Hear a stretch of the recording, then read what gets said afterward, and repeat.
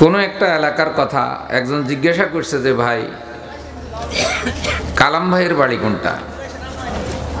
তো বললো যে আপনি কোন কালামের চান, এখানে অনেকগুলি কালাম আছে, কোন কালামের বাড়ি?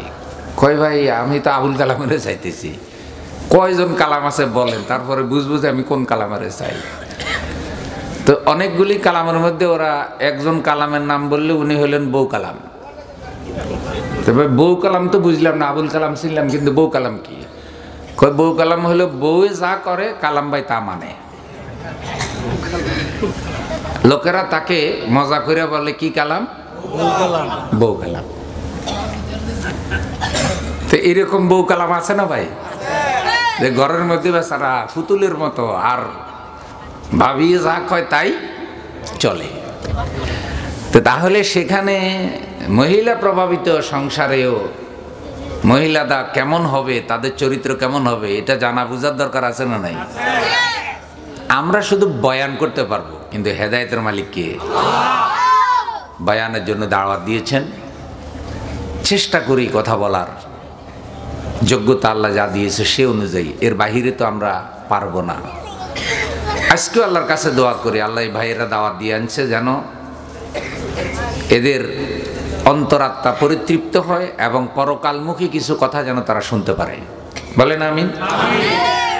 এবং আজকের এই ওয়াজের দ্বারা এই এলাকাটার যেন কিছু ফায়দা হয়, উপকার হয়। তরুণরা যদি গানের আয়োজন করতে পারতো, কিন্তু তারা আয়োজন করছে মাহফিলের। এবং আপনারা এখানে নেক কাজে অনেক সাহায্য সহযোগিতাও করেছেন। আল্লাহ আপনাদের দানগুলো কবুল করুক। তা আসেন আমরা বয়ান শুরু করি। আল্লাহর কাছে আশ্রয় চাই এবং আল্লাহর কাছে তৌফিক কামনা করি। রব্বি জিদনি ইলমা, রব্বি ইশরাহ লি সাদরি ওয়া ইয়াসসির লি আমরি ওয়াহলুল উকদাতাম মিন লিসানি ইয়াফকাহু কাওলি। সবাই পড়েন আমিন। রাসূল সাল্লাল্লাহু আলাইহি সাল্লাম বলেন, আলা কুল্লুকুম রাইন ওয়া কুল্লুকুম মাসউলুন আন রাইয়াতিহি। সাবধান, তোমরা প্রত্যেকেই দায়িত্বশীল। দায়িত্বশীল মানে তোমরা শাসক, কেউ নিজের শাসক, কেউ স্ত্রীর শাসক, কেউ পরিবারের শাসক, কেউ মসজিদের শাসক, কেউ সমাজের শাসক, কেউ রাষ্ট্রের শাসক, কেউ দলের নেতা হিসাবে দলেরও শাসক। তোমাদের প্রত্যেকে যার যার দায়িত্ব সম্পর্কে জিজ্ঞাসা করা হবে। তাহলে এই কথাটা তো বুঝলেন যে আমরা যে যে অবস্থায় যে দায়িত্বই পালন করছি, প্রত্যেকটা দায়িত্বের জন্য হিসাব দিতে হবে কার কাছে? আল্লাহর কাছে। আল্লাহর কাছে হিসাব দিতে হবে। এই অনুভূতি নিয়ে তারা দায়িত্ব পালন করে, তাদের ওই দায়িত্ব পালনটা রহমত হয়, ইবাদত হয়। সুবহানাল্লাহ। শুধু নামাজ রোজাই ইবাদত না, আপনার দায়িত্ব পালনটাও কি ইবাদত, যদি সেটা কোরআন হাদিসের সেই অনুভূতি নিয়ে পালন করতে পারি। শুরুতে আমি তেলাওয়াত করেছি সূরা হামিম আস-সাজদা 24 নম্বর আয়াত, যেখানে আল্লাহ তাআলা বলেছেন, ওয়াজআলনা মিনহুম আইম্মাতান ইয়াহদুনা বিআমরিনা লাম্মা সাবারু ওয়া কানু বিআয়াতিনা ইউকিনুন। আমি তাদেরকে শাসক বানালে, নেতা বানালে, তারা আমি আল্লাহর বিধান অনুযায়ী মানুষকে পরিচালনা করে। সুবহানাল্লাহ। তাহলে কেউ শাসক হলে তার 1 নম্বর দায়িত্ব হলো সে মানুষকে কি দিয়ে চালাবে? ভাই আপনাদের মন খারাপ নাকি? না ঘুম আসতেছে? আমি ভাইদেরকে বলছি 9:30টায় দিয়েন, কয় না হুজুর 10টার আগে না। তো 10টায় দিয়েন না, 10টায় দিতে পারে নাই। পরে আমি তো এই যে কয়টা শুরু করলাম 10:40-এ। আপনারা কি একটু সময় বসতে পারবেন না? শয়তান কিন্তু আপনাদেরকে বাড়ি নিয়ে যেতে চাইবে যে চলো আর শুনে লাভ নাই। আল্লাহ শয়তানকে পরাজিত করুন, মাহফিলকে সফল করুন। ভাই একটু জোরে কর না আমিন। মাশাআল্লাহ। মা বোনেরা কথাবার্তা কইয়েন না, চাইয়েন। শয়তান আবার আপনাদের মধ্যে বৈশাখ গল্প লাগাই দিবে, কি রাঁধছো, তোমার মেয়ের জামাই কেমন আছে, এই বিভিন্ন কথা মনে করাইয়া দেয়। শয়তান কিন্তু খুব চালাক, জানে যে এক কথার মধ্যে গল্পের মধ্যে লাগাই দিলে আর ওয়াজ কি শুনবো না, খালি গল্পই করবো। অতএব মাহফিলে বসাইয়াও শয়তান বেকার করে দিবে। এরকম ইবলিস আছে না নাই? কোনো বোন কোনো বোনের সাথে এখন কোনো কথা কইবে না, সবাই ইস্তেগফার পড়ে আস্তাগফিরুল্লাহ পড়ে বসে যান, মনোযোগ থাকবে আমাদের এদিকে। ভাই মহিলা ফ্যান্ডেলে মাইক আছে তো, প্রজেক্টর আসেনি? মাশাআল্লাহ, তো সবই তো হক আদায় করছেন। এরপরেও যদি মা বোনেরা বয়ান না শুনে তাইলে আল্লাহর কাছে জবাব দেওয়া যাবে না। এই জন্য সবাই শোনা দরকার। আল্লাহ কবুল করো। তাইলে আল্লাহ বলছে, এক নম্বর, আমি কাউকে শাসক বানালে তারা সেই দেশের জনগণকে কোরআন অনুযায়ী পরিচালনা করবে, আল্লাহর নির্দেশ অনুযায়ী পরিচালনা করবে। এবার আপনি যদি পরিবারের শাসক হন, আপনার দায়িত্ব পরিবারটাকে কোরআন দিয়ে সাজানো। আপনি যদি কোনো দলের প্রধান হন, আপনার দায়িত্ব দলের কর্মী, দলের লোকদেরকে কোরআন দিয়ে চালানো। সেখানে দুঃখের সাথে মাওলানা আমজাদ ভাই বললেন, একটা দলের সেকেন্ড ম্যান তিনি কি, ওই বেটার নাম কি মিয়া জানো? মুদি। মুদি। এক বাচ্চা আমারে হাসে ওইটাকে, হুজুর মুদি না মুতি, ছোট বাচ্চা আর কি। আল্লাহ ওদের খপ্পর থেকে আমাদের শাসকদেরকে হেফাজত করা। মানুষের জিনে ধরে না ভাই, তো জিনে ধরলে জিনে যা কয় হেও। তো এইগুলো কিছু কিছু নেতারে এই ভারতীয় জিনে ধরছে।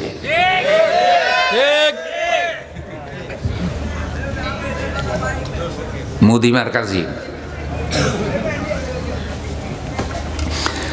তাহলে আল্লাহ বলছেন, রাগ হইয়েন না।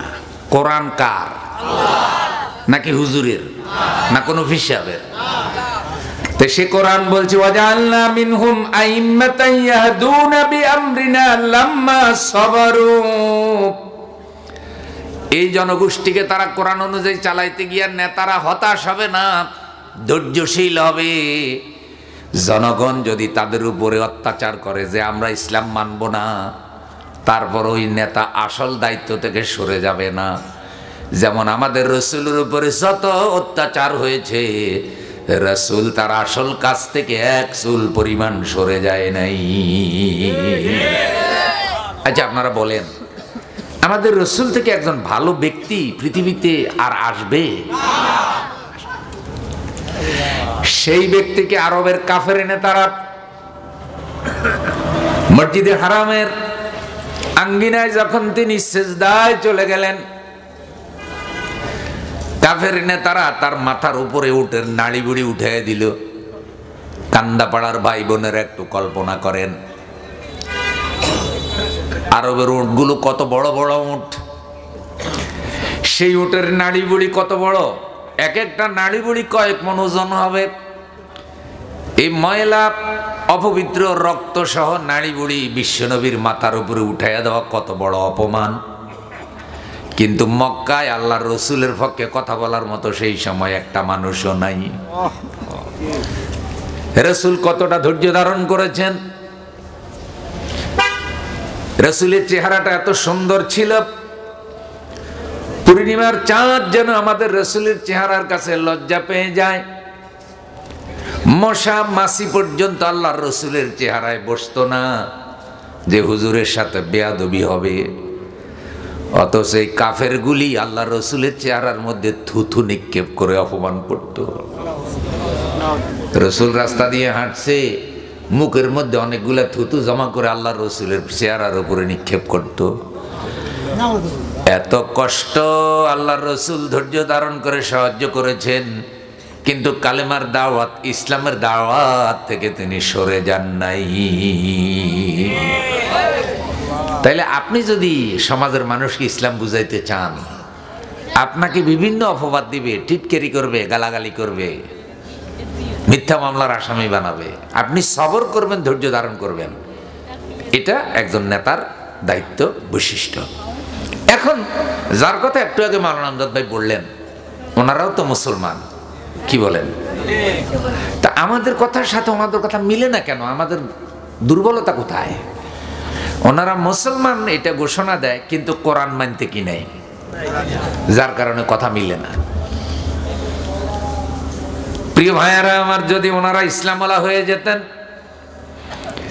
কোনো সমস্যা নাই, ওনারাই ক্ষমতায় যাক, আমাদের ক্ষমতার কোনো লোভ লালসা নাই, ক্ষমতা দরকারও নাই। কিন্তু বিশ্বাস করেন, ক্ষমতা যদি কোরআন অনুযায়ী না চলে, ওই দেশের মানুষগুলো পরিপূর্ণ আল্লাহর ইবাদত করতে পারে না, মানুষ জাহান্নামে চলে যায়। এ কারণে মানুষদেরকে জান্নাতের পথে পরিচালনা করার জন্য কোরআনের শাসন লাগবে। আর কোরআনের শাসন প্রতিষ্ঠার 1 নম্বর দায়িত্ব পালন করবে নেতারা। কোরআনের আইন প্রতিষ্ঠার 1 নম্বর নকিব হিসাবে, রাহবার হিসাবে দায়িত্ব পালন করবে কারা? নেতারা। নেতাদেরকে এই দায়িত্ব কে দিয়েছে? وَكَانُوا بِآيَاتِنَا يُوقِنُونَ। আর এরা আমার নিদর্শন অনুযায়ী চলতো, আমার নিদর্শনকে তারা দৃঢ় বিশ্বাস করত। এবার 2 নম্বরে আল্লাহ বলছেন সূরা হজের 41 নম্বর আয়াত, 22 নম্বর সূরা 41 নম্বর আয়াত। আল্লাহ বলছেন আমি কোন মুসলমানকে সমাজের নেতা বাদেরকে জমিনের নেতা বানাই, শাসক বানাই। তারা 4টা কাজ করবে। আকামুস সালাহ, নামাজ পড়বে, নামাজ পড়াকে আইনে পরিণত করে দেবে। নেতা নিজেও নামাজ পড়বে, জনগণকেও নামাজি বানাবে।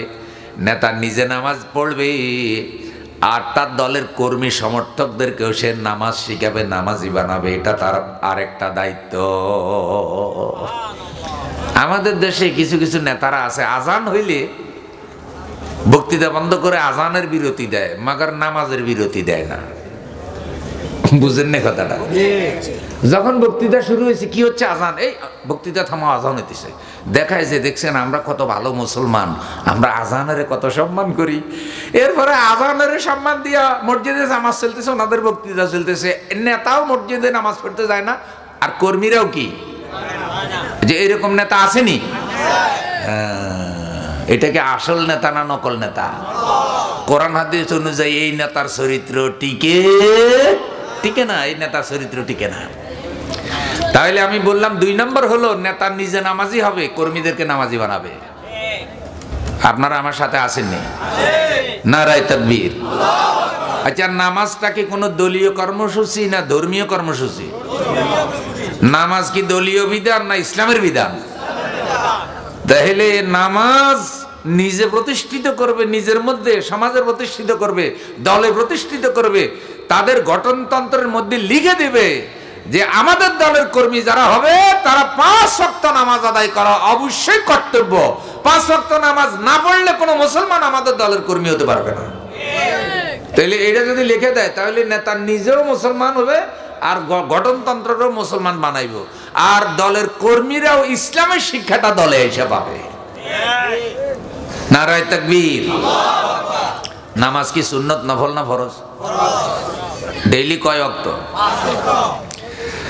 5 ওয়াক্ত নামাজ যদি আপনি পড়েন, কবরের ভিতরে আপনার আযাব হবে না। 5 ওয়াক্ত নামাজ কবরে আপনাকে পাহারা দেবে। রাসূল সাল্লাল্লাহু আলাইহি সাল্লাম বলেন, যারা নামাজি কবরের পরীক্ষায় যখন তারা পাশ করবে, আল্লাহ কবরের দিকে, জান্নাতের দিকে দরজা খুলে দেবে। আল্লাহ জান্নাতে নিয়ামত তারে কবরে দেবে। এরপরে আল্লাহ জিজ্ঞাসা করবে, তুমি আমার কাছে আর কি চাও? সে বলবে, আল্লাহ আমি আর কিচ্ছু চাই না, যতকাল আমি আলমে বরজকে থাকবো আপনি শুধু আমাকে নামাজ পড়ার সুযোগ করে দেবে। আমি সিজদার মধ্যে, নামাজের মধ্যে বাকি সময়টা কাটাতে চাই। রাসূল সাল্লাল্লাহু আলাইহি সাল্লাম অধীনস্থদের ব্যাপারে, কর্মচারীদের ব্যাপারে, বাড়ির চাকর চাকরানি, কোন কোম্পানির কর্মচারী, গার্মেন্টস শ্রমিক, যারা বিভিন্ন শিল্প ফ্যাক্টরিতে হাজার হাজার শ্রমিক কাজ করে, আপনাদের এলাকায় তো অনেক শিল্প প্রতিষ্ঠান, তাদের ব্যাপারে আল্লাহ রসুল বলেছেন, আসসালা আসসালা ওয়া মা মালাকাত আইমানুকুম। নামাজ নামাজ, আমার উম্মতেরা তোমাদের অধীনস্থদের জন্য নামাজ। তোমরা যদি কোনো শিল্প প্রতিষ্ঠানের মালিক হও, কোনো কোম্পানির মালিক হও, তোমরা কোম্পানির মধ্যে আইন করে দেবে যেন তোমাদের সকল কর্মচারী নামাজ আদায় করে।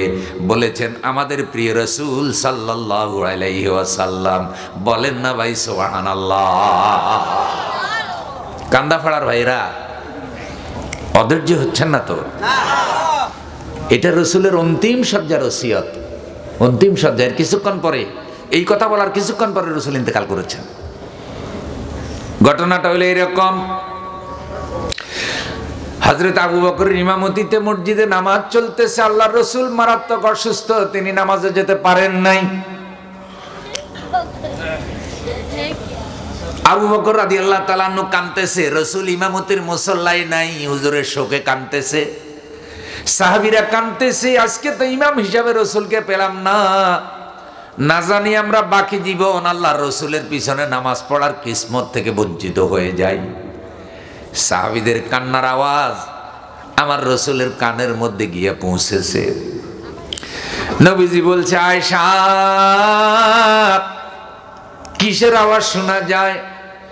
হযরত আয়েশা বলছে, ইয়া রাসূলুল্লাহ, ইয়া হাবিবাল্লাহ, নামাজিরা মসজিদে আপনাকে না পেয়ে কাঁদতেছে।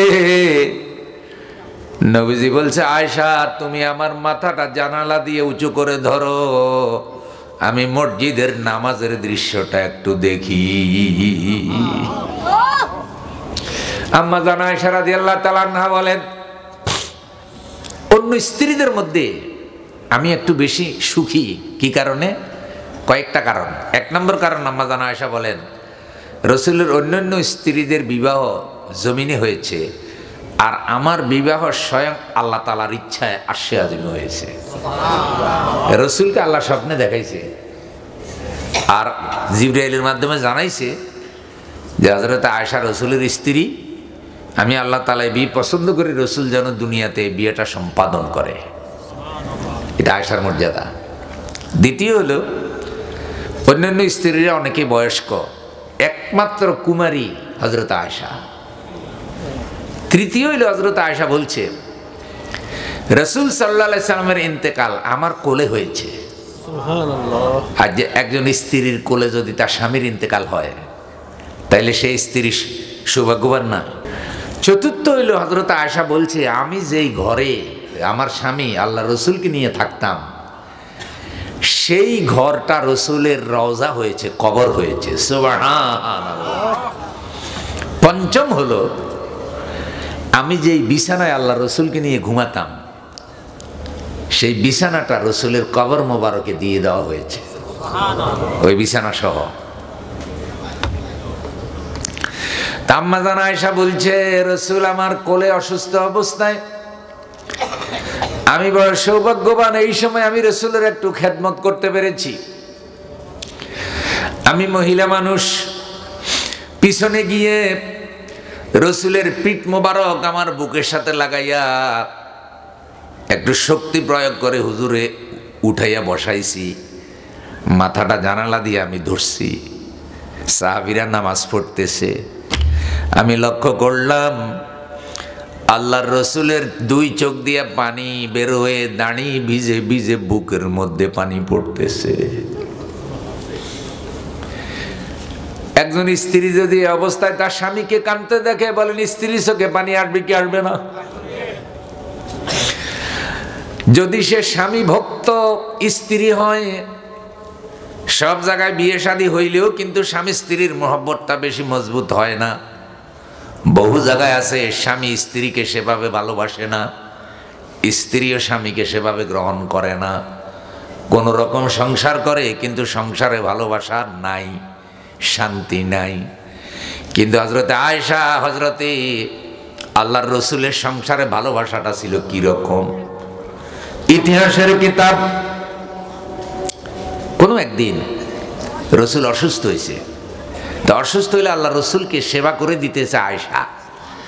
এক পর্যায়ে রসুলকে গোসল করানোর জন্য বাহিরে নিয়েছেন, তো রসুলকে কাঠের চৌকিতে বসাইছেন, ফিটে পানি ঢালছে, পানি ঢেলে শরীর মুছতেছে। দেখলেন যে ওই যে রসুল যে চৌকিতে বসেছে, নিচে পাথর, ওই চৌকির পায়ের নিচে হযরত আয়েশার পায়ের কনিষ্ঠাঙ্গুলি, ছোট আঙ্গুলটা পড়ছে, পড়ে আঙ্গুলের মাথা ফেটে রক্ত বেরিয়ে গেছে। আয়েশা আঙ্গুলটা লাড়ায় না, পা লাড়ায় না, আর ওই অবস্থায় ধৈর্য ধারণ করে করে রসুলের পিঠ মুছে দিতেছে, পানি দিয়ে গোসল করাই দিচ্ছে।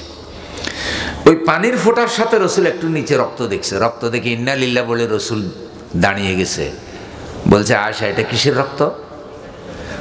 তখন আল্লাহ রসুল ভালো করে তাকাই দেখলো হযরত আয়েশার ছোট আঙ্গুলটা আল্লাহ রসুল যেই চৌকিতে বসেছেন ওর পায়ের নিচে। নবীজি বলছেন আয়েশা আঙ্গুলটা সরাও। আঙ্গুলের মাথা ফেটে রক্ত বের হয়ে গেছে। আমি চৌকিতে বসলাম, তুমি আগে কেন বললে না? আমি যদি না বসতাম তোমার আঙ্গুলের মাথাটা ফাটতো না, তুমি ব্যথা পেতে না, কষ্ট পেতে না। হযরত আয়েশা বলছি, ইয়া রাসূলুল্লাহ, ইয়া হাবিবাল্লাহ, আপনি আমার স্বামী, পৃথিবীর সেরা নিয়ামত, আপনি অসুস্থ, আপনি চৌকির উপরে বসেছেন, আমার আঙ্গুল পড়েছে, মনে রাখবেন এটা তো আঙ্গুল ফাটার যন্ত্রণা। অসুস্থ আল্লাহর নবী চৌকিতে বসে আছে। আয়েশার কলিজা ফেটে গেল। আয়েশা কখনো আল্লাহর রসুলকে উঠার জন্য বলতো না। মহব্বতের সাথে বলেন না সুবহানাল্লাহ। যে আমার যদি কলিজাও ফেটে যেত, আমি আল্লাহর রসুল, তাহলে বুঝতে পারছেন যে ভালোবাসার সম্পর্কটা কিরকম গভীর। রাসূল সাল্লাল্লাহু আলাইহি সাল্লাম ঘরে গেলেন, প্রচন্ড ক্ষুধা, গিয়ে দেখতেছে এখনো রান্না হয় নাই। হযরত আয়েশা ব্যস্ত। আল্লাহ রসুল খাবারের জন্য হযরত আয়েশাকে চোখ রাঙালেন না, খারাপ কথা বললেন না, বরং হযরত আয়েশাকে রান্নাঘরে রান্নার কাজে সহযোগিতা করা শুরু করে দিলে। হযরত আয়েশা বলছে, আমি হুজুরকে দেখিয়া যে হুজুর কাঁদতেছে, আমার চোখে পানি, যে হুজুর অসুস্থ। আমি বললাম, ইয়া রাসূলুল্লাহ, ইয়া হাবিবাল্লাহ, আপনি কাঁদতেছেন, আপনি যদি অনুমতি দেন আমি কয়েকজন সাহাবীকে খবর দেই, তারা ধরাধরি করে আপনাকে নামাজে নিয়ে যাবে।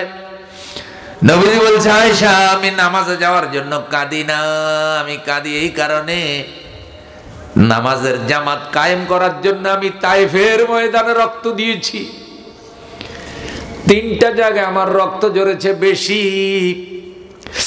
একটা জায়গায় আমার মাথার রক্ত এত বেশি পরিমাণে বের হয়েছে, রক্তের ফোঁটা গাল বেয়ে, শরীর দিয়ে বেয়ে বেয়ে জুতার মধ্যে গিয়া জমা হয়েছে।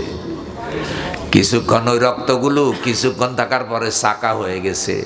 ওই রক্তের চাকা পায়ের সাথে জুতা মিলে গেছে।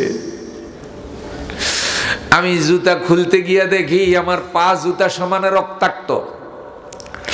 ওই সময় আমি আল্লাহর কাছে কেঁদে কেঁদে বলেছি, আল্লাহ,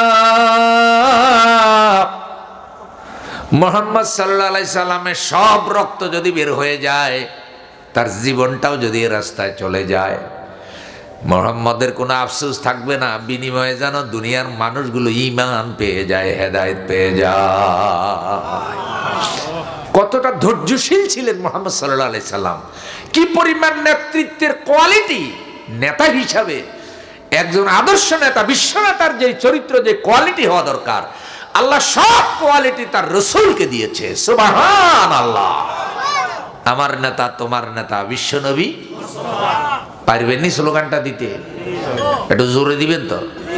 কান্দা ফাড়ার আজকের আওয়াজ যেন সবসাথে বড় আওয়াজ হয়। রেডি? নারায়ে তাকবীর, আমার নেতা, তোমার নেতা বিশ্ব নবী মুস্তাফা, সর্বকালের সর্বশ্রেষ্ঠ নেতা মুহাম্মদুর রাসূলুল্লাহ। আমাদের বাংলাদেশের নেতারা রাসূলের জীবনী পড়লেই তো হইলো যে তিনি কিভাবে আরব শাসন করেছেন, তিনি কিভাবে পুরো ইসলামী খেলাফত পরিচালনা করেছেন। আমাদের দেশের নেতারা 4 খলিফার শাসনের ইতিহাস পড়লেই তো হয় যে খলিফারা কিভাবে শাসন করেছে। তাহলে তো বাংলাদেশ চোর, সিটার, সাদাবাজ, বাটপারে ভরে যাওয়ার কথা না, সরকারি অফিসে দুর্নীতিবাজ থাকার কথা না, ঘুষখোর কর্মকর্তা অফিসে চাকরি পাওয়ার কথা না, কোন বেনামাজি কোন দলের নেতা হওয়ার কথা না। ভাই ওয়াজ কোনো বেশি কড়া লাগেনি কোন? ঠিক আছে। আম্মা জান আয়েশা বলেন, রাসূলের চোখে পানি, কাঁদতেছে আর বলতেছে, আয়েশা, এটা আমার অনুশোচনার পানি নয়, এটা আমার আনন্দের পানি। আজকে মসজিদে নামাজের জামাত কায়েম হয়েছে, আমি ইমামতি করতে যেতে পারি নাই, আমার শরীরটা খারাপ, কিন্তু আমি খুশি হয়েছি এ কারণে আমি নাই, আমার অনুপস্থিতিও মসজিদে নামাজ পড়ানোর মতো ইমাম তৈরি হয়ে গেছে। সুবহানাল্লাহ। আপনাদের ঘরে ঘরে আলেম তৈরি হোক, এটা কি চান? দেখবেন ইমামের অভাব হবে না, আলেমের অভাব হবে না। ঘরে ঘরে আলেম তৈরি হোক, ঘর কোরআনের আলোকে আলোকিত হোক। প্রিয় বন্ধু একটু লক্ষ্য করেন, তখন আল্লাহ রসুল বলছে, ও আয়েশা নামাজের পরে সাহাবীদেরকে খবর দাও। সাহাবীরা খবর পেয়ে রসুলের কাছে আসলো। রসুল বলল, আসসালা আসসালা ওয়া মা মালাকাত আইমানুকুম, নামাজ নামাজ নামাজ, আমার উম্মতেরা জীবন গেলেও নামাজ ছেড়ে দেবে না, তোমার অধীনস্থদেরকে নামাজ। তাহলে নেতার একটা দায়িত্ব, যে নেতা নিজেও নামাজি হবে, তার কর্মীদেরকেও কি বানাবে? মামার লগে আসেননি, কি বানাবে? ও পর্দার আলের মায়েরা বোনেরা, ও কান্দা ভাড়ার আয়সারা, কান্দা ভাড়ার খাদিজারা, কান্দা ছেলে মেয়ে সদস্য যারা আছে তাদেরকেও নামাজি বানাবেন। তো জামাইও নামাজি, বউও নামাজি। এবার বলেন তো এই ঘরের রহমত আসবে কি আসবে না? কিন্তু জামাইও দিনে 10টা বাজে ঘুম থেকে উঠে, বউও 10টা বাজে ঘুম থেকে উঠে। বাহ, উঠছে দুইজন, উইসাই ব্রাশের মধ্যে লাগাইছে, ফেপস ক্লোজ আপ লাগাইয়া ব্রাশ করতেছে, Farmgate Asad gate, Farmgate Asad gate. আছে না গুরু? আছে আছে। সকাল 10টা বাজে ওদের বোর হয়, কিও কয়টা আধুনিক পরিবার, ফজরের সময় ঘুমাইয়া থাকে, এটা আধুনিক পরিবার না শয়তানি পরিবার? হাদিসে আছে শয়তান ওদের কানের মধ্যে নাকের মধ্যে ফেসাব করে দেয়। তো ফেসাব যখন নাকে কানে ঢুকে তখন ঘুম ভালো হয়। দেখবেন অনেকের ঘুম ফজরের সময় কি হয়, খুব খুব গাঢ় হয়। তার মানে শয়তানে কি করে দিছে? এটা হাদিসের কথা, ফেসাব করে দিছে। আল্লাহ শয়তানের ফেসাব থেকে আমাদের মাথা বালিশ হেফাজত করো। আমাদের নেতার মাথাগুলি, নেতাদের মাথাগুলি আল্লাহ শয়তানের ফেসাব থেকে হেফাজত করো। কোন কোন নেতা তো এমন মনে হয় যেন শয়তানে ফেসাব করে না, শয়তানে গ্লাসে ফেসাব করে এরে খাবাই দিছে, এরকম কথা কয়। তাইলে আমি বললাম 2 নম্বর হলো কি কায়েম করতে হবে? নামাজ। এটা কার কথা?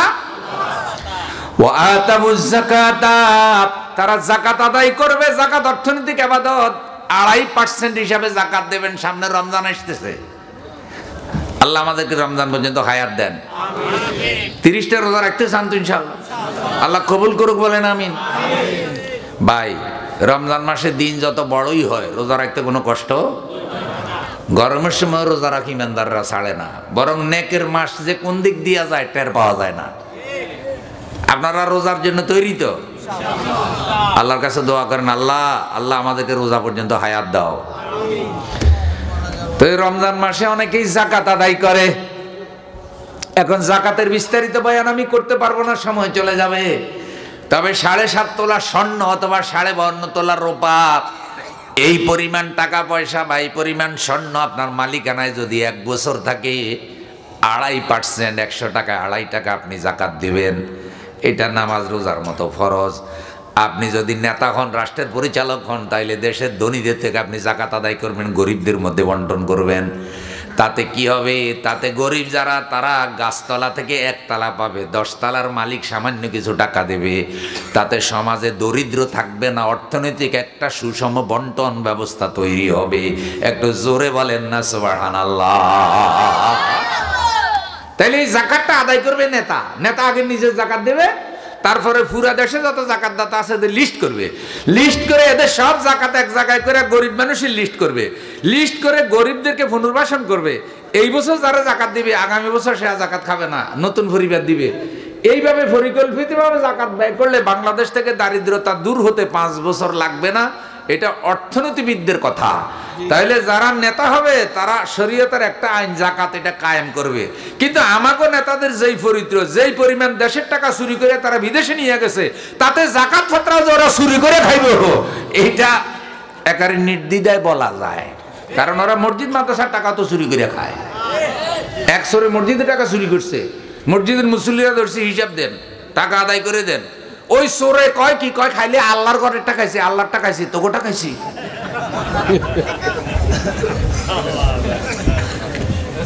কি গজব নেতা দেখছেন ভাই? এই নেতা চরিত্র শিয়ালের মতো। শিয়ালের কাছে মুরগি রাখলে যেরকম ফেরত পাওয়া যায় না, এই নেতার কাছেও টাকা রাখলে আর ফেরত পাওয়া, হজম করে ফেলায়। পুরা কান্দা ফাড়া ওর কাছে রাখবেন, ও খাইয়ে হজম করে ফেলাইবে।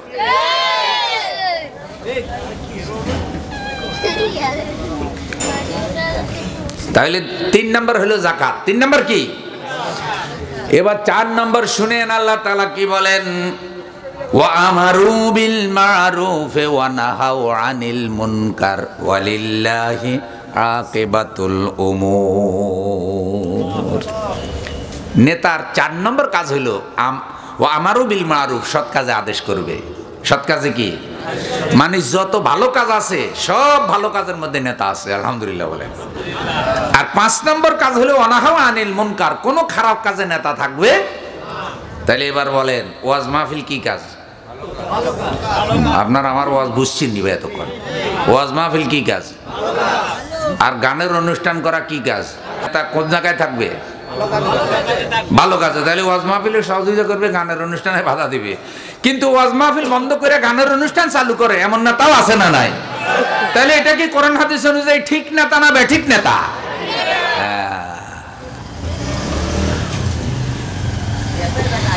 সৎ কাজে আদেশ আর অসৎ কাজে নিষেধের মাসালাটা কি রকম?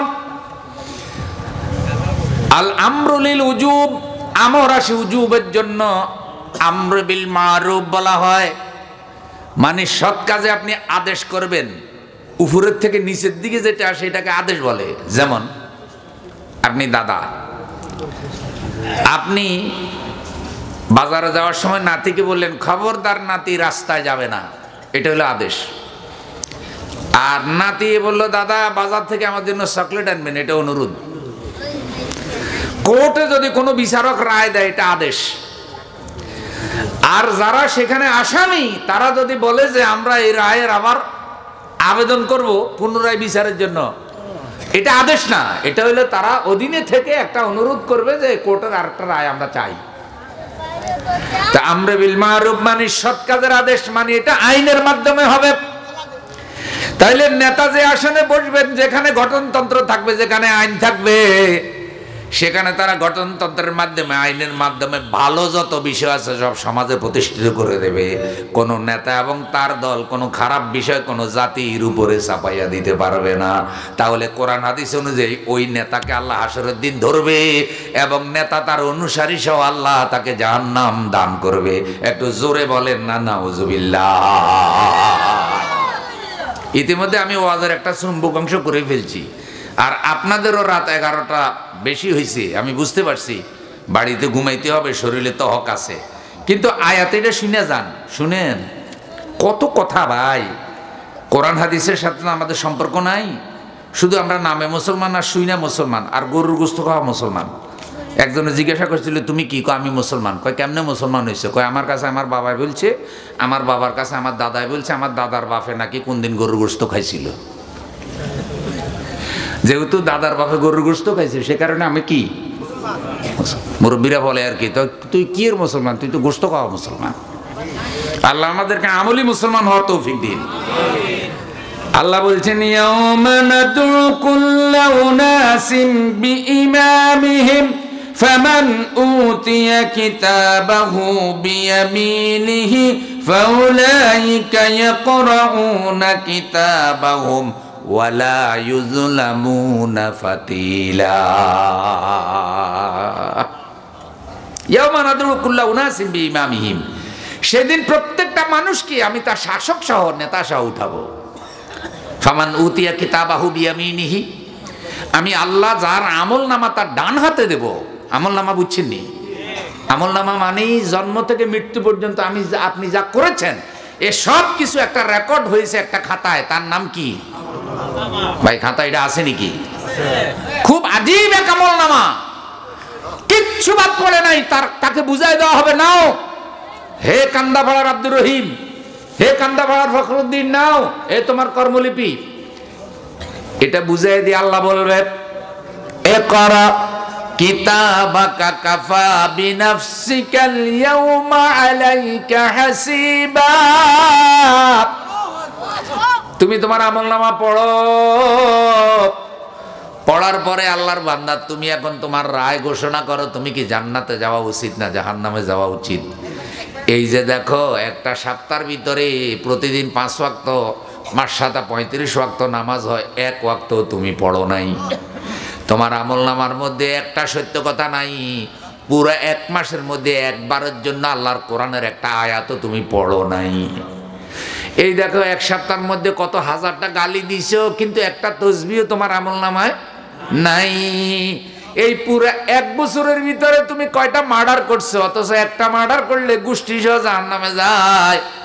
তাকাইয়া দেখো কত মানুষের হক চুরি করছো, কত মানুষের নামে মিথ্যা মামলা দিছো। এই যে দেখো তোমার আমলনামা, এই আমলনামা খুইলে দিয়ে আল্লাহ বলবে আমার কাছে বিচার পরে চাও, আগে তোমার বিচার তুমি করো, তোমার বিচার তুমি করো। প্রিয় বন্ধু, আল্লাহ বলছেন আমি যাকে আমলনামা দেব ডান হাতে, যারা জান্নাতি। আমলনামা কোন হাতে পাবে? কোন হাতে পাবে? ফাউলাইকা ইয়াকরাউনা কিতাবাহুম, সে হাসতে থাকবে আর বলবে আমার আমলনামা পড়ো। পরীক্ষার খাতা যখন স্কুলে দেওয়া হয়, কোন শিক্ষার্থী যদি 90 নাম্বার পায়, আপনি বলেন তো সেই পরীক্ষার খাতা নিয়ে তার মা বাবা তার শিক্ষকের কাছে হাসতে হাসতে আসে না যে দেখো আমি কত নাম্বার পেয়েছি, 190 পেয়েছি, পড়ো। তো এইখানেও যার রেজাল্ট ভালো হবে, যে আমলনামা ডাইন হাতে পাবে, সে পুরো হাসরের ময়দানে আনন্দে দৌড়াবে, বন্ধু বান্ধব সবাইকে দেখাবে আর বলবে আমার আমলনামা পড়ো। ওয়ালা ইউযলামুনা ফাতিলা, আল্লাহ বলছেন আমলনামা অনুযায়ী বিচার হবে, কারো উপরে এক জাররা পরিমাণ জুলুম করা হবে না। এখন কান্দাপাড়ার ভাই বোনেরা বলেন, আল্লাহ হাসরের দিন কোনো জুলুম করবে নি? ন্যায় বিচার হবে কি হবে না? আল্লাহর বিচারে কোন রকম ত্রুটি কি হবে? শুনেন শুনেন, যখন আমলনামা খুলবে তখন বলবে আল্লাহ আমি তো এই নামাজ পড়ছি, ফেরেশতারা লিখলো না কেন? আমি তো আল্লাহ এই যে 2025 সালের 10ই জানুয়ারি কান্দাপাড়া মাহফিলে ছিলাম, ফেরেশতা এটা লিখছিনি যে আমি 3 ঘন্টা মাহফিলে ব্যয় করছি?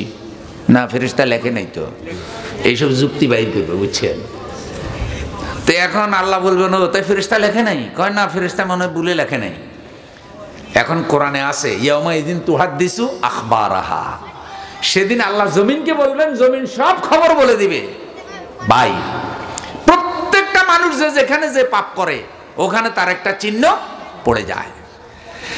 এখন জমিন দেখায় দেবে, কি দেখাবে?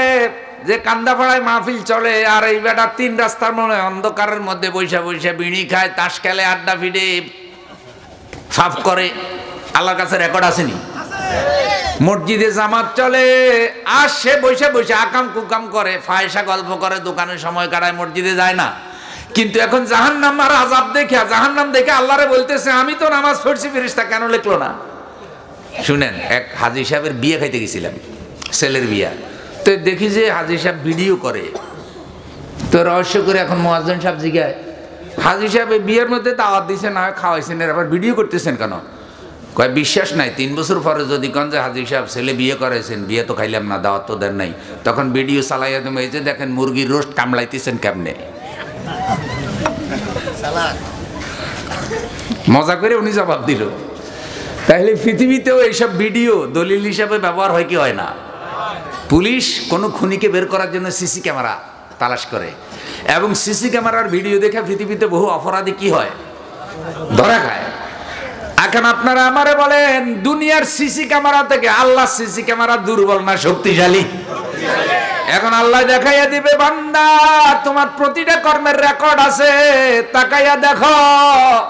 তোমার বউকে ফাঁকি দিয়া তুমি 5 তারা হোটেলে, শেরাটন হোটেলে কার মেয়ে নিয়ে মদ খাইছো আর মাতলামি করছো, এটা এখন দেখাবো? তখন বলবে না আল্লাহ দেখানোর কোনো কারণ নাই, দেখাইয়েন না, আমি মানুষ বেশি ভালো ছিলাম না। আসলে ফেরেশতা আমার নামে মিথ্যা কিছুই লেখে নাই, কিন্তু আমি জাহান্নাম থেকে বাঁচার জন্য এখানেও একটা ছলনা করেছিলাম। যতই চেষ্টা করো রে বন্ধু, আল্লাহর পাকড়াও থেকে বাঁচার কোনো সুযোগ সঙ্গে রাইখো পারের করি। তোমার দমের গড়ি বন্ধ হয়ে যাবে, পারের করি সাথে রাখবা, নেকামল সাথে রাখবা, বেশি করে লাও। আল্লাহ আমাদেরকে তৌফিক দান করুন, জোরে বলেন আমিন। তাহলে সব লোক তার নেতা সহ আমলনামা সহ উঠবে। এখন আমলনামা সহ নেতা সহ উঠবে, খুব খেয়াল করেন।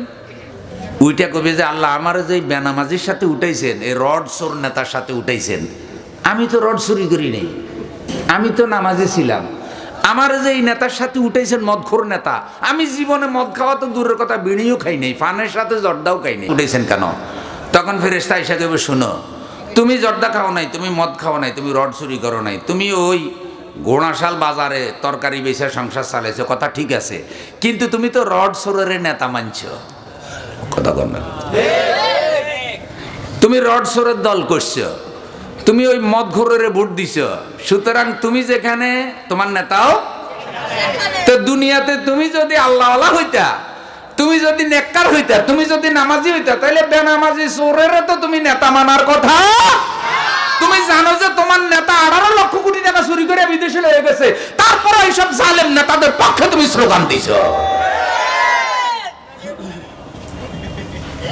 যেমন জাতের নেতা তেমন জাতের দল, তেমন জাতের কর্মী। মুরব্বীরা বলে, কয় যেমন জি আসমা তেমন জামাই গসমা, মানে আসমা হইল সন্ত্রাসী মহিলা, আল্লাহ জামাই মিলেছে সন্ত্রাসীর দাদা।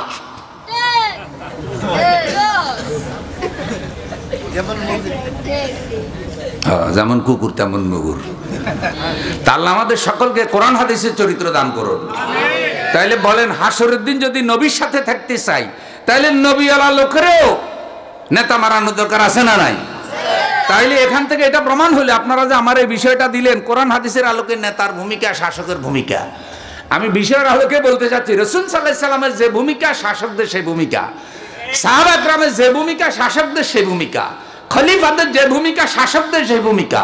শাসকরা মন চাহিয়া চলবে না, মন চাহিয়া তাদের দল চালাবে না, বরং শাসকদেরকে কোরআন হাদিস যেভাবে চলতে বলে তারা সেভাবে চলবে। শাসকদেরকে কোরআন হাদিস যেভাবে তাদের দেশ, তাদের জাতি পরিচালনা করতে বলে, তারা সেভাবে জাতিকে পরিচালনা করবে। নারায়ে তাকবীর। প্রিয় ভাইয়েরা আমার, এরপর আল্লাহ তাআলা বলছেন, এখানে আমরা 4টা পাইলাম, এখানে একটাই 5টা কোয়ালিটি। এরপর আল্লাহ তাআলা বলছেন, নেতা নিজে নেক কাজ করবে, দাওয়াত দিবে, আর জাতিকেও দাওয়াতের দিকে আকৃষ্ট করবে। এখন আপনারা বলেন তো, রাসূল সাল্লাল্লাহু আলাইহি সাল্লাম নিজে দাওয়াত দিছেনি? অল্প দিছে না বেশি দিছে? এত বেশি দাওয়াত দিতেন, একবার দিতেন, 2বার দিতেন, 3বার দিতেন, তারপরও বিরক্ত হতেন না, আপনাকে গালি দিবে, তারপরও ভালো কথা তার কাছে বলবেন, ভাই আসো নামাজে আসো, সে হয়তো আপনাকে খারাপ কথা বলবে, তারপরও যাবেন। আপনি যে তার কাছে ভালো কথা বলতেছেন, দাওয়াত দিচ্ছেন, আপনার জবান নড়াচড়া করতেছে, আর আল্লাহ আপনার আমল নামায় সওয়াব লিখতেছে।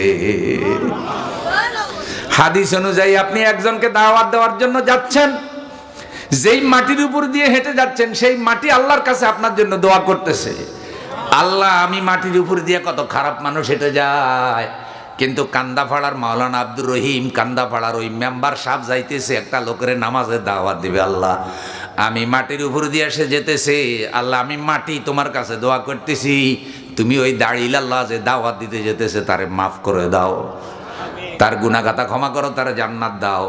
এইভাবে যারা আল্লাহর দিকে দাওয়াত দেয়, তারা মাটির দোয়া পায়, তারা আল্লাহর সব মখলুকাতের দোয়া পায়। এমনকি রাসূল বলেছে, যেই নদীর পাড়ে দিয়ে হেঁটে যায়, ওই নদীর মাছগুলাও আল্লাহর কাছে তাদের জন্য দোয়া করে। রাসূল নিজে দাওয়াত দিছে, সাহাবীরা দাওয়াত দিছে। তাহলে একজন নেতার দায়িত্ব, তার অধীনে যত লোক আছে, নেতার নির্দেশ দিলেই তো শুনে না ভাই, অমুকরে মেরে ফেলায়, অমুক রাস্তা বন্ধ করে দাও, বন্ধ করে ফেলে, অমুকের ঘর জ্বালায় দেয়, অমুকের নামে মামলা দেয়। তা আল্লাহ রসুলকে আল্লাহ যে দায়িত্ব দিছে, আপনি নিজে দাওয়াত দিবেন, ওদেরকেও দাওয়াত দেবেন। এবং দাওয়াতের ক্ষেত্রে আল্লাহ কি বলছেন, সূরা আন-নাহল 125 নম্বর আয়াত, উদউ ইলা সাবিলি রাব্বিকা বিল হিকমাতি ওয়াল মাউইজাতিল হাসানাহ, মানুষকে আল্লাহর পথে দাওয়াত দাও উত্তম পন্থায়, হিকমতের সাথে মানুষকে আল্লাহর দিকে দাওয়াত দাও। ওয়াজাদিলহুম বিল্লাতি হিয়া আহসান, কেউ যদি তোমার সাথে তর্ক করে, তোমার সাথে ঝগড়া করে, তুমি উত্তম ভাষায় তার জবাব দাও। সুবহানাল্লাহ। তোমারে গালি দিলে তুমি পাল্টা গালি দিও না, যদিও গালি জবাবে গালি ইচ্ছা করলে দিতে পারো একটা, কিন্তু গালি না দেওয়াটা হলো বেশি ফজিলতের কাজ। আমার মা বোনেরা একটু লক্ষ্য করে শুনেন, আমাদের মা বোনেরা একটু ঝগড়াঝাটি করেনি ভাই, পুরুষেরাও করে, কিন্তু মা বোনেরা মুরগি লইয়া লাগছে, বাচ্চা লইয়া লাগছে, বাচ্চারা ধাক্কা দিয়ে ফেলাই দিছে, এখন দুই বাচ্চার মা ঝগড়া লাগছে, 2 ঘন্টা হয়ে গেছে, ঝগড়া আর কি হয় না, বন্ধ হয় না। আচ্ছা ঝগড়া লাগলে হালকা পাতলা গালি গালাজ করেনি? গালি একজনে একটা দিলে আর 10টা দেয়, শেকাত করে, গীবত করে। এখন আল্লাহ রসুল বলছে গালি দিও না। রসুল বলেছেন তোমরা তোমাদের মাকে, তোমরা তোমাদের বাবাকে গালি দিও না। সাহাবী জানতে চাইলেন, ইয়া রাসূলুল্লাহ, ইয়া হাবিবাল্লাহ, কেউ কি কারো মা বাবাকে গালি দেয় নাকি? রসুল বলছেন তুমি অন্যের মা বাবাকে গালি দাও, সে তোমার মা বাবাকে গালি দেয়, এটা তো নিজেই নিজের মা বাবাকে গালি দেওয়ার মতো হলো। ওরে রিক্সা ড্রাইভার, ওরে কৃষক, ওরে দোকানদার, মুখটারে মুসলমান বানাও, মুখটারে শালীন বানাও, মুখটারে ভদ্র বানাও, যেভাবে ইচ্ছা সেভাবে গালি দিও না। খামোখা গালিগালাজ করে এমন মানুষ আছে না নাই? তোমাদের মাকে তোমাদের বাবাকে গালি দিও না। শুনেন ছোট্ট একটা ঘটনা। আবু বকর রাদিয়াল্লাহু তাআলা আনহুকে একজন এসে গালি দিতেছে রাসূল সাল্লাল্লাহু আলাইহি সাল্লামের সামনে। আল্লাহ রসুল হাসতেছে। যখন গালি দিছে, হযরত আবু বকর রক্ত মাংসের মানুষ, তো আবু বকর রাদিয়াল্লাহু তাআলা আনহু জবাব দিছে একটা। সাহায্য করছে কয়টা? আপনারা কি ঘুমাই গেছেন নাকি? গালি সাহায্য করছে কয়টা আর জবাব দিছে কয়টা? রাসূল সাল্লাল্লাহু আলাইহি সাল্লাম বেজার হয়ে উঠে গেছে। এখন হযরত আলী আবু বকর আশ্চর্য হয়ে গেছে, কিরে এতক্ষণে আমার গালি দেয়, রসুল হাসে, আর আমি একটা জবাব দিছি, রসুল বেজার হয়ে উঠে গেল। তার মানে বোঝা যায় গালি দেওয়াটাকে রসুল সমর্থন করতেছে। হে গালি দিছে আর রসুলের কাছে ভালো লাগতেছে, রসুল হাসে, আর আমি জবাব দিছি, রসুলের খারাপ লাগবে, উঠে গেছে। আচ্ছা আপনারা বলেন তো, রসুল কি হিকমত ছাড়া কোনো কাজ করেনি? হযরত আবু বকর রাদিয়াল্লাহু তাআলা আনহু রাসূলের পিছে পিছে গেলেন, গিয়ে বলছে, ইয়া রাসূলুল্লাহ, ইয়া হাবিবাল্লাহ, ইহুদি আমাকে গালি দিতেছিল, আপনি হাসতেছিলেন, আর আমি যখন একটা মাত্র জবাব দিলাম আপনি বেজার হয়ে উঠে চলে আসলেন, কারণটা কি? আমি হিকমতটা জানতে চাই। আল্লাহর রসুল বলে, আবু বকর, যদিও গালির জবাবে গালি সহ্য করতে পারলে ভালো, সহ্য করতে না পারলে যদিও দেওয়া যায়, একটা তারে ফিরাইয়া দিলা, কিন্তু ধৈর্য ধারণ করা উত্তম। ধৈর্য ধারণ করা কি? তুমি গালি জবাব দিবিটা আমি চাই নাই, আমি হাসতেছিলাম কি কারণে শুনো। ইহুদি তোমারে গালি দিতেছিল, আর তুমি যখন ধৈর্য ধারণ করতেছ, আমি দেখতেছিলাম আল্লাহর রহমতের ফেরেশতারা তোমার আমল নামায় সওয়াব লিখার প্রতিযোগিতা করতেছে। তাই আমি হাসতেছি। কেন হাসতেছি? যে হযরত আবু বকরের আমল নামায় গালির বদলে কি উঠতেছে? সওয়াব উঠতেছে। কি উঠতেছে? তো এই জন্য আমি হাসতেছিলাম। তোমার লাভ হইতেছে, আবু বকরের লাভ হইতেছে। কিন্তু যখন তুমি একটা জবাব দিলে, এখন ফেরেশতারা বলে, আবু বকর তো নিজের দায়িত্ব নিজে নিয়ে নিলেও এখন আর সওয়াব লেখার কোনো দরকার নাই, চলো আমরা চলে যাই। এখন ফেরেশতারা যখন চলে গেল, আমি আল্লাহ রসুল বেজার হয়ে উঠে চলে আসছি যে তোমার আমল নামায় ন্যাকুটা বন্ধ হয়ে গেছে, তুমি কেন জবাবটা দিলা? এবার আপনারা বলেন, গালি কি দিলে লাভ না সইলে লাভ? ও মা বোনেরা একটু খেয়াল করে শুনেন গো, কান্দা ভরার বোনেরা, গালি কি দিলে লাভ না সহ্য করলে লাভ? আচ্ছা সবাই যদি সহ্য করতে চায় যে না রে আমারে গালি দিলে আমার সওয়াব বেশি হবে, আর ও চাইতেছে আমারে গালি দিলে আমার সওয়াব বেশি হবে, তাইলে আর গালি হইব নি? কারণ কেউ দিতেছে না, দিলে বেশি পাপ আর সহ্য করলে নেক। এই চিন্তাটা যদি সবাই করে, তাহলে আর কারো মুখে গালি আসবে নি। তাহলে গালির দ্বারা জবান অপবিত্র হয় না?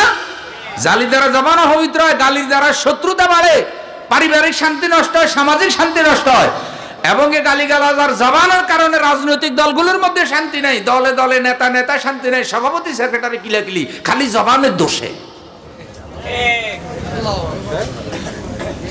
আল্লাহ আমাদের সকলের জবানকে আল্লাহ তুমি হেদায়েত দিয়ে দাও।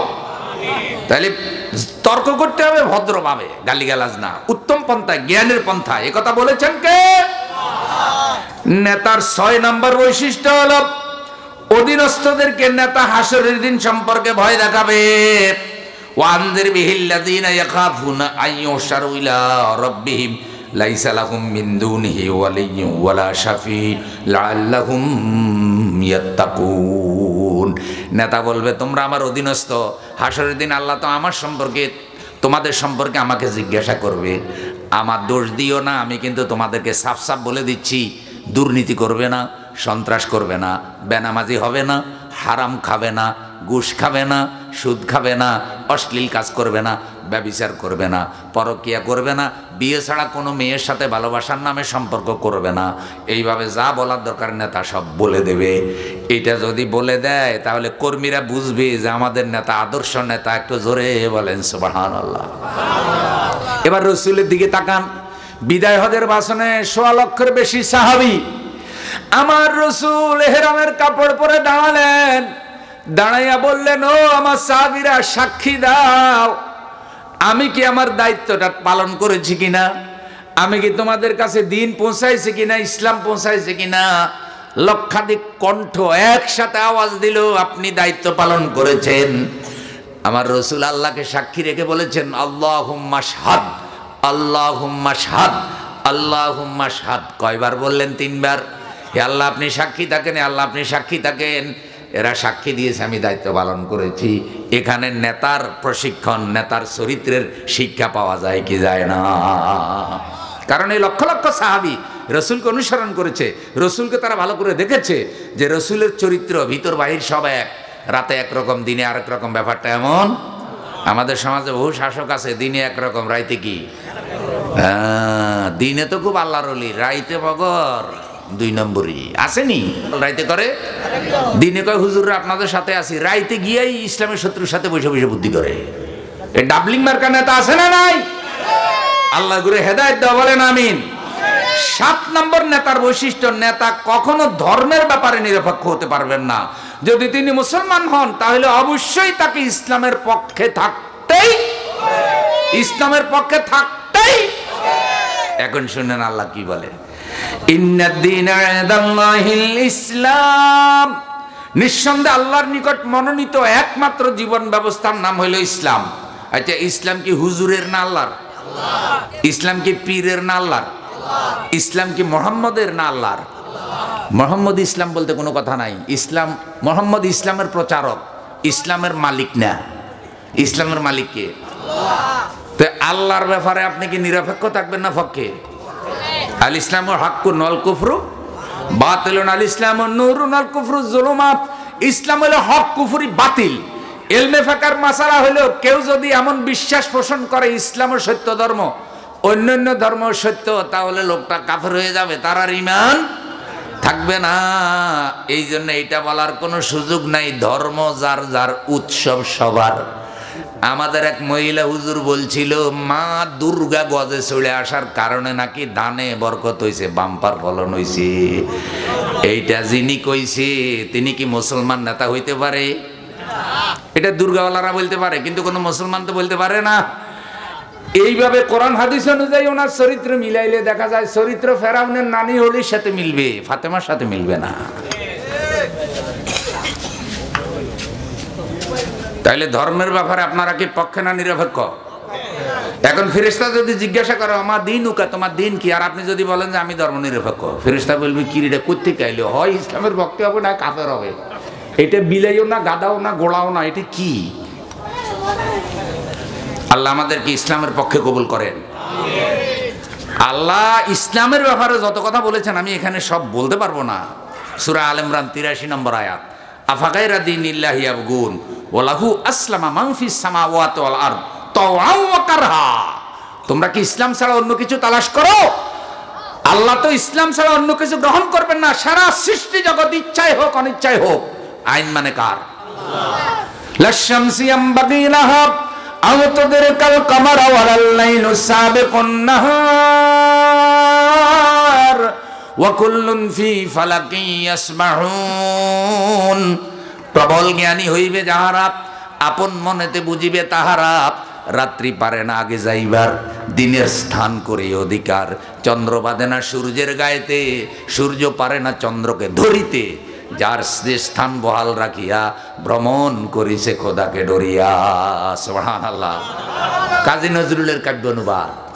তাহলে সৃষ্টি জগৎ আইন মানে কার? তাইলে আমাদের যিনি যত বড় নেতাই হন, তিনি আল্লাহর আইনের বাইরে যাওয়ার কোনো অধিকার নাই। তিনি ইসলামের ব্যাপারে পক্ষে থাকবেন, ইসলামের বিরুদ্ধে যাওয়ার তার কোনো সুযোগ নাই। এরপরে তিনি যদি শাসন করেন কোরআনের আইনের বাহিরে, নিজের তৈরি করা আইন দিয়া শাসন করার কোনো অধিকার তার নাই। সূরা মায়েদা ৫৫ নম্বর আয়াতে আল্লাহ বলেন, আফাহুকুমাল জাহিলিয়াতি ইয়াবগুনা ওয়া মান আহসানু মিনাল্লাহি হুকমান লিকাউমিন ইউকিনুন। তারা কি আল্লাহর আইন ছাড়া অন্য কোনো আইন তালাশ করে? অথচ আল্লাহ রব্বুল আলামিন, দেখেন কি সুন্দর কথা, আল্লাহ রব্বুল আলামিন আইন প্রণয়নে নির্ভুল। আল্লাহর আইনে কোনো ভুল ত্রুটি? আচ্ছা বলেন তো, কোরআনের আইনে কোনো ভুল ত্রুটি আছে? তো এরকম একটা কোরআন থাকার পরে সে কেন আবার আইন বানাবে? কেন সে সুদের আইন চালাবে? কেন অনিসলামিক অর্থনীতি চালাবে? কেন সে কোরআন হাদিস বহির্ভূত লোকদেরকে লিডার বানাবে? নায়িকা, বেশ্যা, অশ্লীলতার হোতা, তাদেরকে আইন পরিষদে নিয়ে তারা সংসদে গিয়েও নাচে। নাউজুবিল্লাহি মিন যালিক। তাইলে তরুণ তরুণী ছাত্রছাত্রীদের দোষ দিবেন কি? ওরা বলবে যে আমার বড় হুজুর যখন নাচে আমরাও নাচি। এ কারণে ওয়াজে ধরে না, আত্মা নষ্ট করে ফেলছে ওরা। বহুত তরুণ তরুণীর আত্মা নষ্ট করে ফেলছে। আমরা কান্দাপাড়ার তরুণদেরকে মোবারকবাদ জানাই মাহফিলের আয়োজনের জন্য, কিন্তু তরুণদেরকে অনুরোধ করি একটা মাহফিল আয়োজনে যথেষ্ট না, কোরআন পড়ুন, হাদিস পড়ুন, ইসলামের আলোকে একটা তরুণের চরিত্র কিরকম হওয়া দরকার সেটা চেষ্টা করুন। মুরব্বীদেরকে সালাম দেবেন, মসজিদে 5 ওয়াক্ত নামাজ পড়বেন, একটু শালীন পোশাক পরিধান করবেন, অন্যায় অবিচার সমর্থন করবেন না। আপনার ফেসবুকের আপনার যে ওয়াল, আপনার যে আইডি, সেটাকে শালীন রাখবেন, ভদ্র রাখবেন। এবং অগণিত অশ্লীল ভিডিও এখন ইন্টারনেটে ছড়িয়ে পড়েছে, এগুলি থেকে নিজের নফসকে কন্ট্রোল করার চেষ্টা করবেন। কোরআন পড়ুন, হাদিস পড়ুন, সে আলোকে জীবন গড়ুন। আল্লাহ কবুল করুন, একটু জোরে বলেন আমিন। তাহলে আইন মানতে হবে কার? তাহলে যেই শাসক জাতিকে কোরআনের আইনের বাহিরে নিয়ে যায়, সেই শাসক আর ফেরাউন এক কাতারে উঠার সম্ভাবনা আছে না নাই? আবু জেহেল, আবু লাহাবরা মানুষকে আল্লাহর আইন থেকে বিচ্ছিন্ন করে ফেলেছে, নমরুদেরা বিচ্ছিন্ন করে ফেলেছে, এরাও মানুষকে আল্লাহর আইন থেকে বিচ্ছিন্ন করে পাপে নিমজ্জিত করেছে। সুতরাং কোরআন হাদিসের আলোকেরা সঠিক নেতা হতে পারে? যেটা আমি শুরুতে পড়েছি, সহিহ মুসলিমের হাদিস, কি সুন্দর কথা। হযরত উম্মে সালমা রাদিয়াল্লাহু তাআলা আনহা বলেন, অনতিবিলম্বে তোমাদের উপরে এমন শাসক আসবে যারা ভালো কাজও করবে, খারাপ কাজও করবে, দুইটাই করবে, ভালোও করবে, খারাপও করবে, মদও খাবে, দুধও খাবে, মসজিদে যাবে, মন্দিরে যাবে, আল্লাহ বলবে, ভগবানও বলবে। কতক্ষণ যে খারাপ কাজের প্রতিবাদ করবে, দেখেন হাদিসের ভাষা, ফামান আনকারা ফাকাত বারিয়া ওয়া মান কারিহা ফাকাত সালিমা। যেই ব্যক্তি ওই শাসকের দেশে থাকবে কিন্তু শাসকের খারাপ কাজের প্রতিবাদ করবে, আল্লাহ তাকে জাহান্নাম থেকে মুক্ত করবে, কারণ সে তো অন্ধভাবে খারাপ কাজ সমর্থন করে নাই। এরপরে ওয়ালাকিন মান রাদিয়া ওয়া তাবা, কিন্তু যেই লোক ওই খারাপ শাসকের খারাপ কাজ সমর্থন করবে, খারাপ করার পরেও, ইসলাম থেকে বের হওয়ার পরেও ওই দলের থেকে যাবে, আল্লাহ ওই জালেমের অন্তরের সাথে তার অন্তর মিলিয়ে দেবে। ফলে আলেম আর জালেম একসাথে আসর হবে। অতীতের দিকে তাকান, কিছু নামদারি আলেম ও জালেমের দলে ছিল কি ছিল না? ওদের গায়ে জুব্বা, মুখে দাড়ি, মাথায় টুপি দেখলে মনে হয় আলেম, আসলে খাড়া জালেম। কারণ ওয়ালাকিন মান রাদিয়া ওয়া তাবা, যেহেতু ওরা ওই অন্যায় সমর্থন করছে, এখন এ আলেমের অন্তর আর জালেমের অন্তর এক হয়ে গেছে। এখন আর আলেমে আর জাহেলে কোনো পার্থক্য নাই। আল্লাহ আমাদেরকে এই দুরবস্থা থেকে হেফাজত করুন। এরপরে রাসূল সাল্লাল্লাহু আলাইহি ওয়াসাল্লাম বলছেন, সহিহ বুখারী, সহিহ মুসলিম, যে তোমরা তোমাদের নেতার আনুগত্য করবে। আস-সামু ওয়াত তাআতু আলাল মারইল মুসলিম ফিমা হাব্বা ওয়া কারিহা মা লাম ইউমার বিমাসিয়াতিন ফাইজা উমিরা বিমাসিয়াতিন ফালা সামআ ওয়ালা তাআতা। যতক্ষণ নেতা পাপ কাজ না করবে, পাপ কাজের আদেশ না করবে, ততক্ষণ তার আনুগত্য করবে। কিন্তু যখন দেখবে যে তোমার শাসক, তোমার নেতা, তোমার পরিচালক পাপ কাজ করতেছে, অন্যায় আদেশ দিচ্ছে, তখন তুমি জাতি হিসেবে তুমি তার আনুগত্য করতে পারবে। এই কথা বলেছেন মুহাম্মদুর রাসূলুল্লাহ সাল্লাল্লাহু আলাইহি সাল্লাম। এরপরে আরেক হাদিসে বলছে, কোনো ব্যক্তি যদি তাদেরকে পাপ কাজে লিপ্ত হতে দেখে আর শক্তি থাকার পরেও যদি তারা ওদেরকে বিরত না রাখে, তাহলে আল্লাহর আযাব সবার উপরে আসবে। আল্লাহ আমাদেরকে এর থেকে হেফাজত করো। শুনেন, খুতবাতুল আহকামের মধ্যে একটা হাদিস আছে, আশরাফ আলী থানভী রাহমাতুল্লাহ খুতবাটা লিখছে। সেখানে আল্লাহ এক এলাকার সব পাপ, সব খারাপ হয়ে গেছে, তখন আল্লাহ জিবরাইলকে পাঠাইছে, এলাকা ধ্বংস করে দাও। জিবরাইল ওই এলাকায় যাইয়া দেখে যে মসজিদের কোন একটা বুজুর্গ আল্লাহ আল্লাহ করতেছে। এখন জিবরাইল বলতেছে, আল্লাহ এই এলাকাতে ধ্বংস করবে, বুজুর্গরে কি করবে? এই ব্যাপারে তো কিছু বললেন না। বুজুর্গ সহ তো ধ্বংস করা যাইতেছে না, তাহলে বুজুর্গকে এলাকা থেকে সরাই দেই, কোন জায়গায় নিয়ে রেখে আসতাম? তা আল্লাহ কয়, বুজুর্গরে আগে ধর, আগে শেষ কর, তারপর পাবলিকের ধরবি। জিবরাইলকে ইন্নালিল্লাহ, আল্লাহ এটা কি কথা কোন? বুজুর্গরে আগে ধরবে কেন? তুই আল্লাহ আল্লাহ, উনি মসজিদের কোনে আল্লাহ আল্লাহ করতেছে, কত সেজদা, কত রুকু তসবিহ। তখন আল্লাহ তাআলা বলতেছে, সোরা বুজুর্গের আল্লাহর কোনো দরকার নাই, পুরা জাতি জাহান্নামে যাইতে স্যার মসজিদে ঢুকে বসে রয়েছে, এর দায়িত্ব ছিল পুরা জাতিকে হকের পথে ডাকা। আর পুরা জাতি যদি জাহান্নামে যাও, একলা বুজুর্গ বেহেশতে যাওয়ার দরকার কি? ওরা আগে শেষ কর। তাইলে চুপ করে থাকলেও তো রক্ষা কি? যেই হুজুররা মনে করছেন একলাসের সাথে বোবা হয়ে যাও, জালিমে যা কয় কোক, আমার কি যায় আসে যায় না। এই হাদিস বলতেছে জালিমের সাথে তখন ওনারও কি করবে? আল্লাহ একাকার করে দেবে।